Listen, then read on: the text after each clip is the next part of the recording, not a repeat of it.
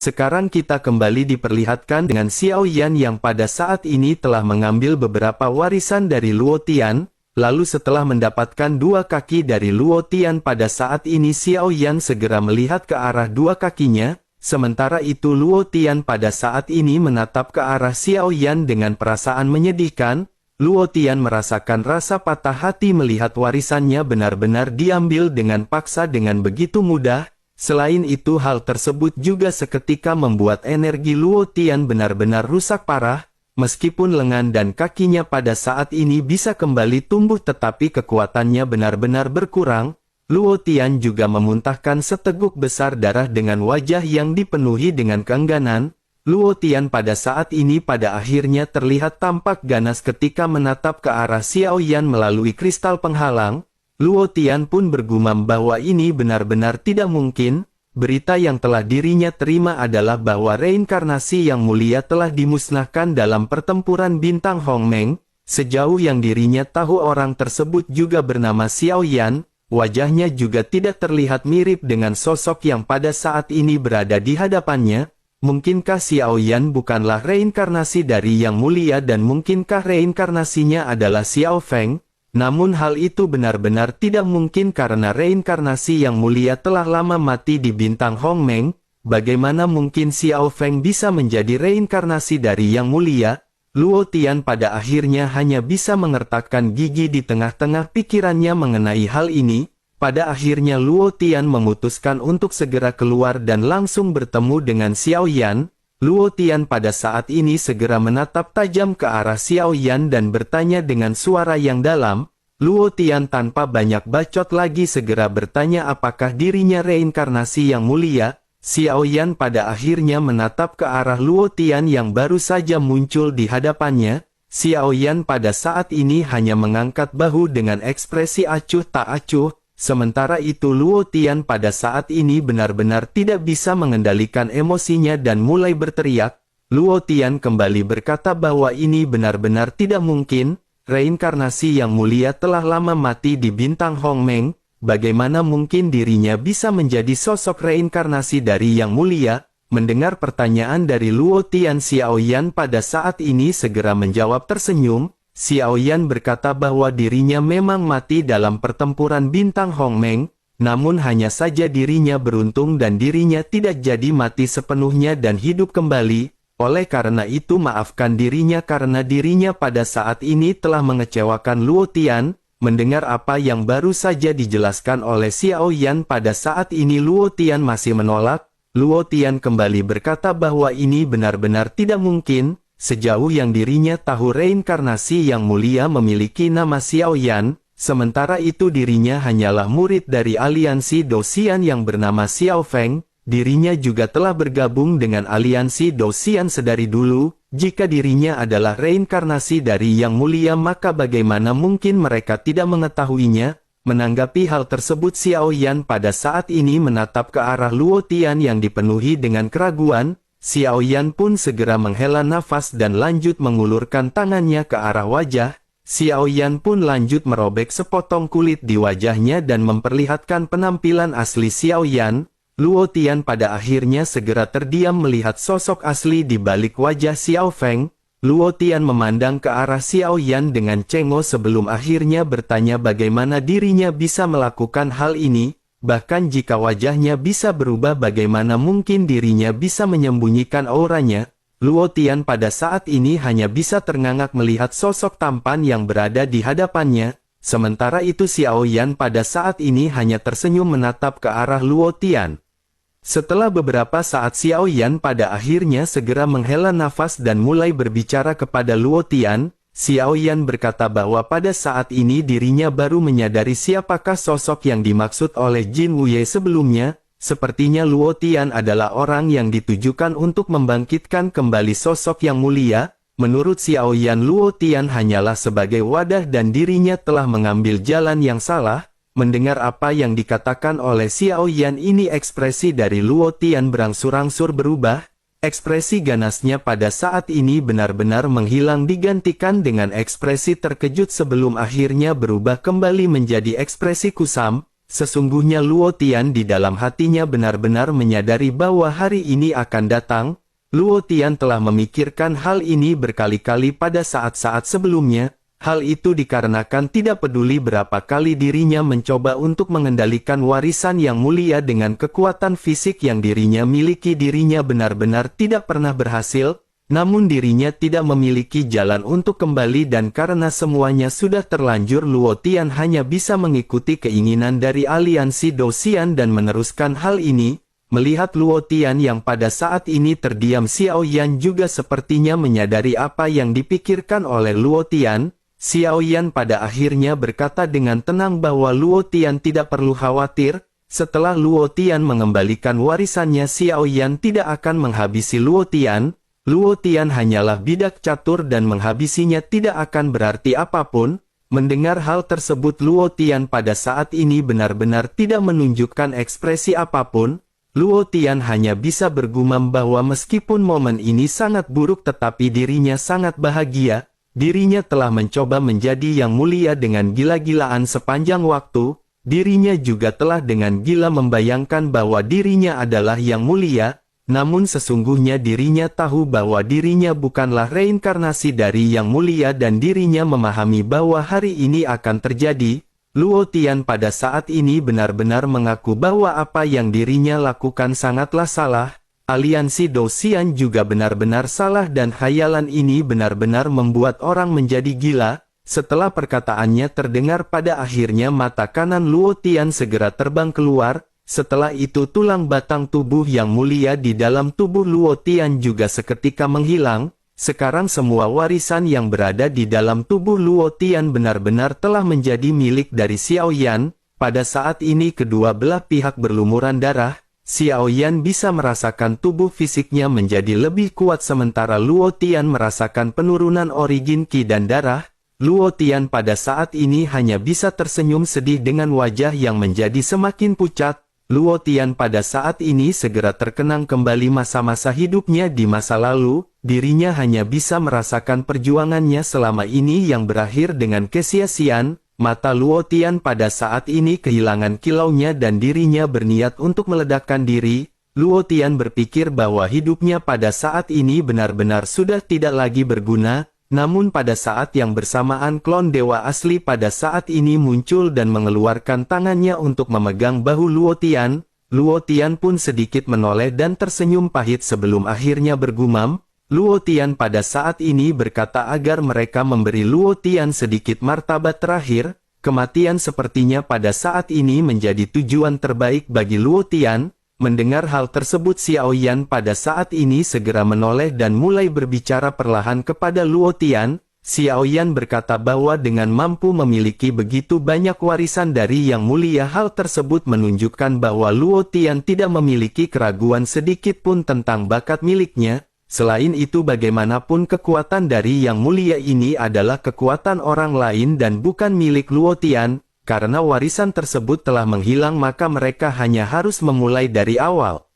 Namun jika Luo Tian pada saat ini ingin mati, maka Xiao Yan tidak akan menghentikannya. Jika hati Luo Tian sudah mati, maka memang tidak ada gunanya bagi Luo Tian untuk hidup. Namun Xiao Yan berharap Luo Tian bisa mengerti bahwa kehilangan warisan ini bukanlah berarti kehilangan kekuatan. Mendengar apa yang dikatakan oleh Xiao Yan ini, Luo Tian yang mentalnya sudah hancur pada saat ini seolah-olah merasakan sedikit kenyamanan. Namun dirinya pada saat ini benar-benar masih diliputi dengan perasaan putus asa. Bersamaan dengan kedua belah pihak yang pada saat ini saling berbincang-bincang, sosok tua yang memegang labu minuman pada saat ini segera mendekat dan berbicara kepada Xiao Yan. Sosoknya berkata agar mereka mengizinkannya memberitahu mereka kabar baik.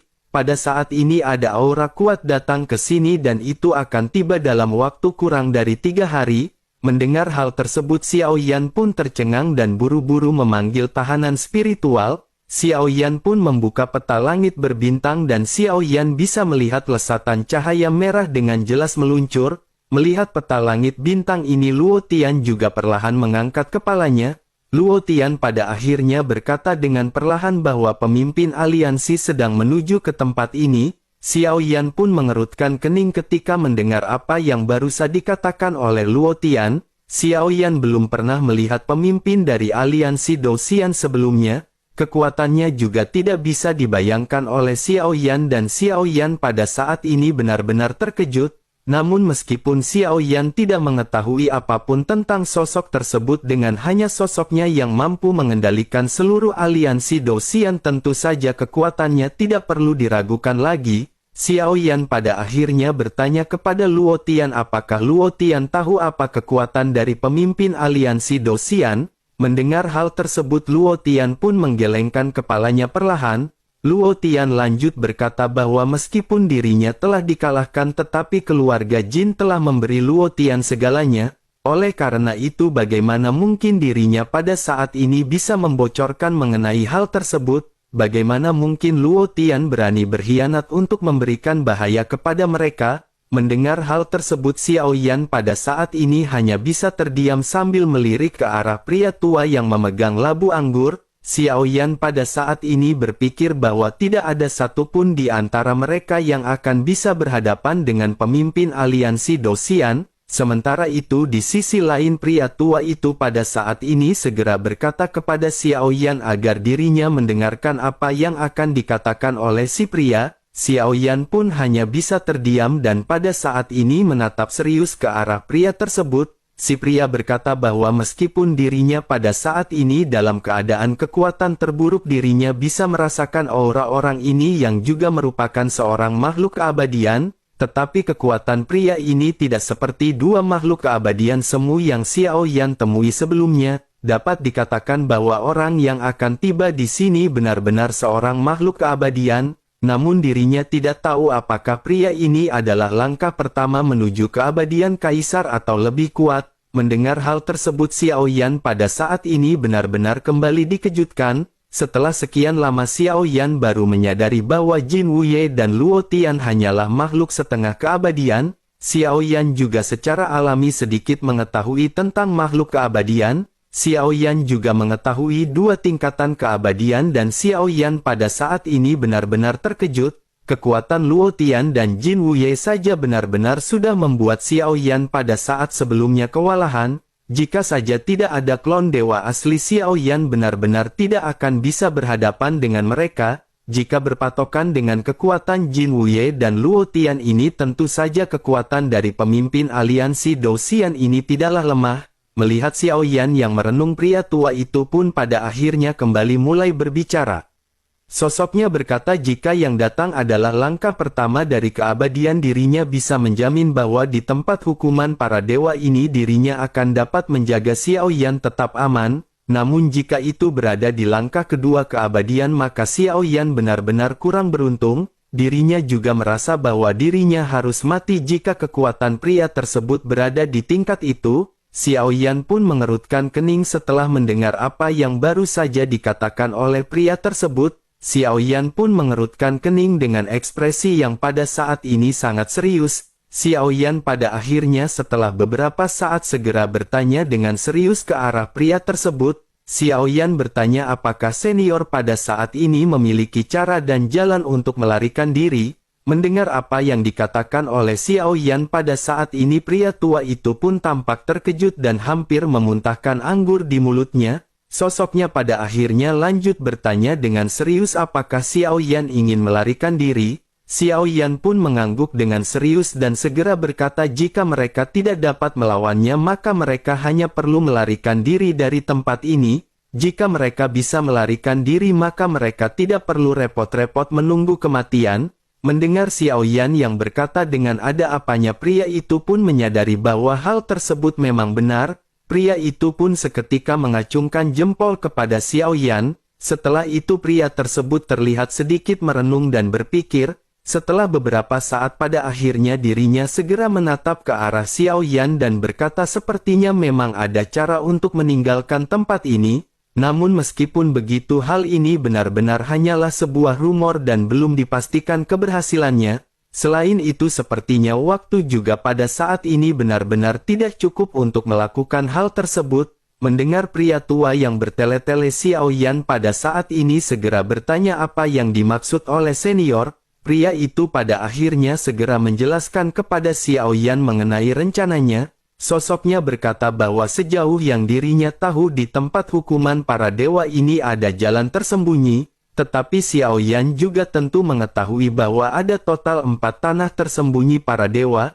Jalan tersebut berada di antara salah satunya dan masih belum dipastikan berada di tempat yang mana. Mendengar hal tersebut Xiao Yan pun mengerutkan kening dan bertanya apakah itu berada di tempat tersembunyi para dewa. Mendengar hal tersebut pria itu segera mengangguk. Setelah itu dirinya lanjut berkata, bukankah Xiao Yan pernah memasuki tempat tersembunyi para dewa di langit berbintang barat laut sebelumnya? Xiao Yan hanya perlu mencari pintu keluar di tempat tersebut dan jika Xiao Yan beruntung maka Xiao Yan akan bisa pergi. Namun jika Xiao Yan tidak beruntung maka Xiao Yan harus pergi ke 3 tempat yang tersisa. Namun hal itu bukanlah sesuatu yang perlu Xiao Yan khawatirkan. Yang paling harus Xiao Yan khawatirkan adalah apakah rumor ini benar atau salah. Mendengar hal tersebut Xiao Yan pada saat ini benar-benar hanya bisa menggertakkan gigi dan terus berpikir. Namun Xiao Yan segera menyadari bahwa mereka benar-benar tidak lagi memiliki cara lain.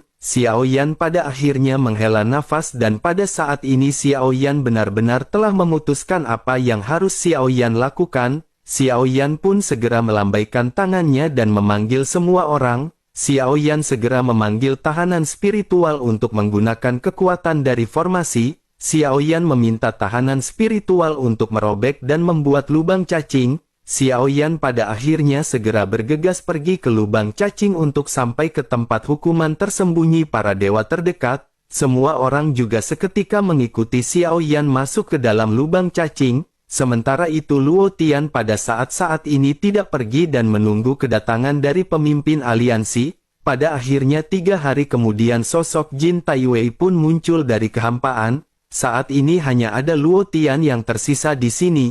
Jin Taiwei pun melirik arah Luo Tian yang menangkupkan tinjunya kepadanya.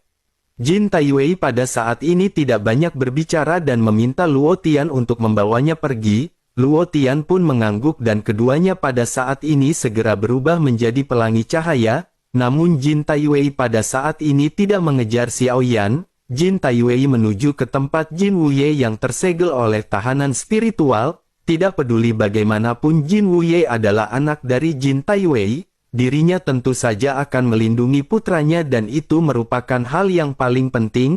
Hal ini juga pada akhirnya membuat Xiao Yan dan yang lainnya memiliki sedikit waktu lebih lama. Sementara itu di kehampaan sosok Jin Wuye pada saat ini hanya bisa melayang di tengah-tengah segel. Sosoknya tidak bisa bergerak sama sekali sampai suatu kekuatan melepaskan segel Jin Wuye. Barulah pada saat itu Jin Wuye bisa bergerak dan dirinya buru-buru berlutut di hadapan Jin Taiwei. Sementara itu Jin Taiwei pada saat ini berkata perlahan, sangat wajar Jin Wuye bukanlah lawannya. Mendengar hal tersebut Jin Wuye pun segera mengangkat kepalanya dan menatap ke arah Jin Taiwei. Jin Wuye pun segera bertanya apakah ayah sudah tahu sejak lama bahwa dirinya adalah reinkarnasi yang mulia.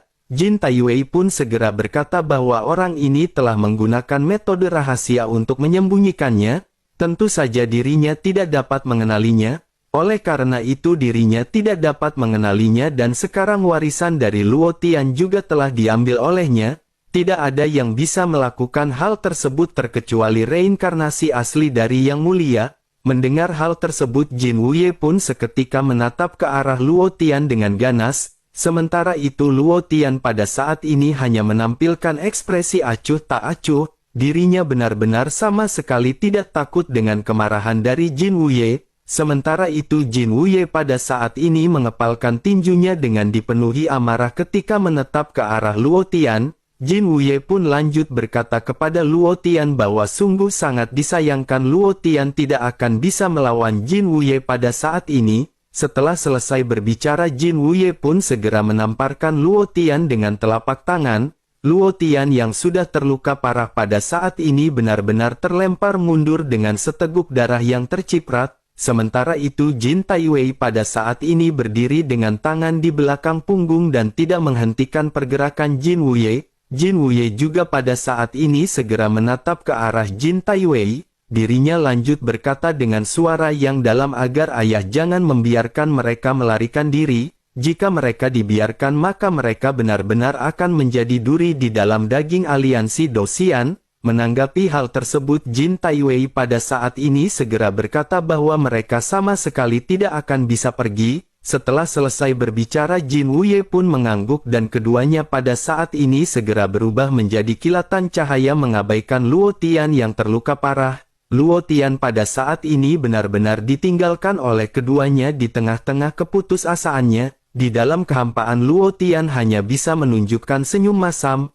Luo Tian pada saat ini benar-benar sudah tidak lagi memiliki tujuan untuk hidup, sosoknya hanya bisa terdiam dengan tatapan kosong di tengah-tengah kehampaan dan terus melayang. Entah untuk waktu berapa lama Luo Tian mengalami hal tersebut hingga pada akhirnya Luo Tian benar-benar linglung, kesadarannya pada saat ini benar-benar hilang dari pikirannya. Luo Tian tampak seperti mayat hidup dan benar-benar melayang tanpa tujuan. Namun bersamaan dengan hal tersebut pada saat ini sesosok pria segera muncul. Pria tua kurus seperti kerangka memegang cangkul menyeret Luo Tian dan menghilang. Luo Tian yang sudah kehilangan segalanya pada saat ini benar-benar menghilang digendong oleh sosok misterius tersebut. Sementara itu di sisi lain di tempat hukuman para dewa Xiaoyan dan yang lainnya telah berhasil tiba di tempat tersembunyi para dewa pertama.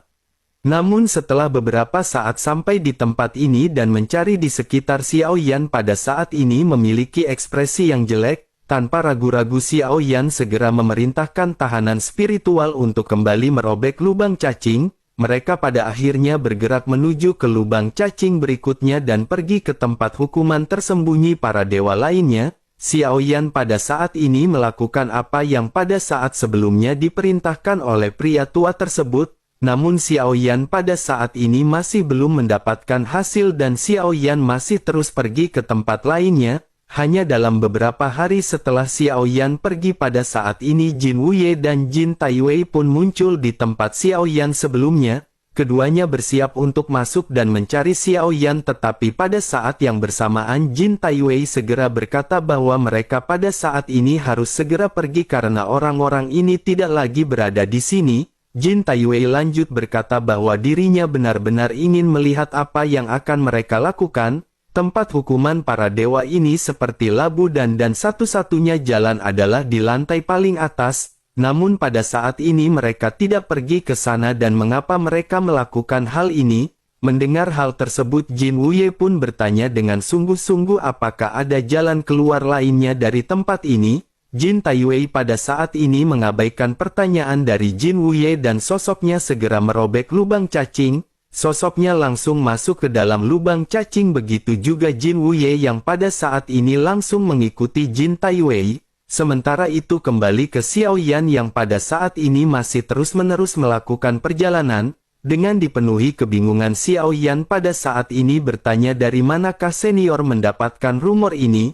Mereka sudah melalui 2 tempat dan pada saat ini hanya tersisa 1 tempat lagi. Jika rumor tersebut tidak benar maka mereka hanya bisa mencoba yang terbaik untuk berhadapan dengan pemimpin aliansi Dosian. Menanggapi hal tersebut pria tua itu pun segera berkata bahwa tidak penting lagi membicarakan hal ini sekarang. Terlebih lagi permasalahannya juga sudah selesai. Hanya tinggal 1 tempat terakhir di tempat hukuman para dewa yang harus mereka kunjungi. Terlepas dari benar atau salahnya Xiaoyan akan mengetahuinya setelah Xiaoyan melihatnya. Xiaoyan pada akhirnya hanya bisa tersenyum masam mendengar jawaban dari pria tua tersebut. Pada akhirnya Xiaoyan hanya bisa menghela nafas di tengah-tengah perjalanannya. Sementara itu pria tua tersebut segera berkata kepada Xiaoyan bahwa dengan kecepatan yang mereka miliki mereka benar-benar akan segera menyusul Xiaoyan dan si pria akan membantu Xiaoyan menunda untuk beberapa saat.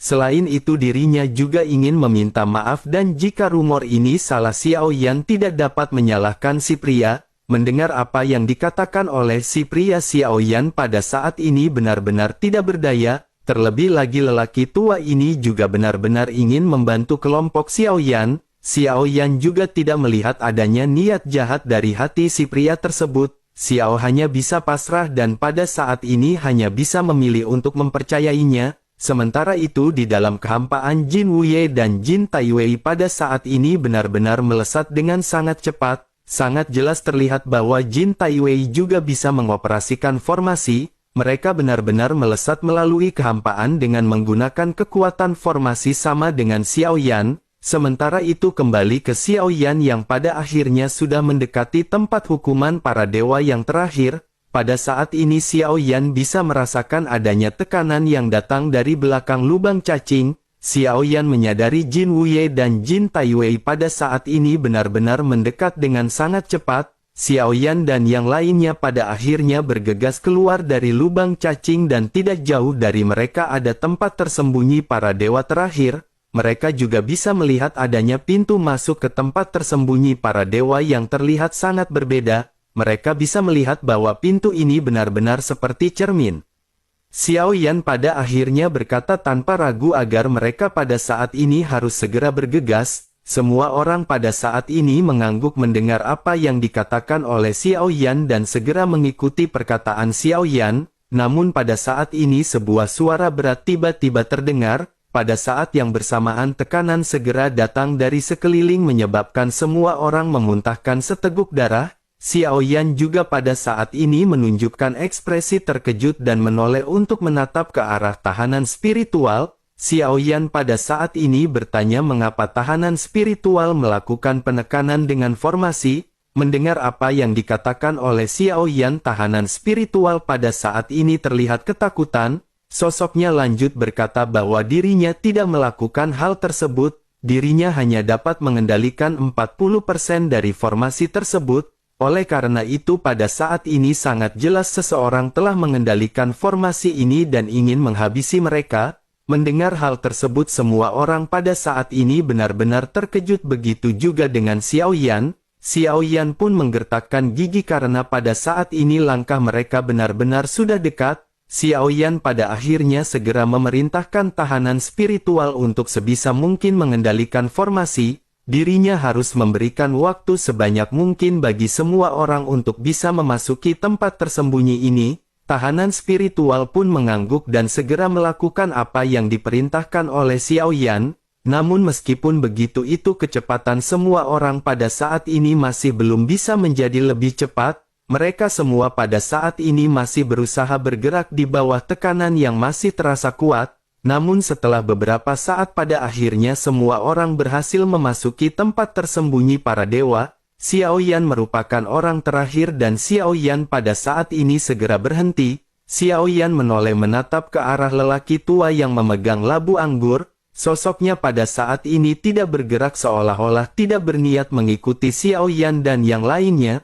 Pria itu pun segera berkata kepada Xiao Yan sambil tersenyum. Sosoknya bertanya apa yang pada saat ini ditunggu oleh Xiao Yan. Dirinya di sini untuk melindungi Xiao Yan di bagian terakhir perjalanannya. Selain itu tolong ingat bahwa jika rumor ini salah Xiao Yan tidak bisa menyalahkannya.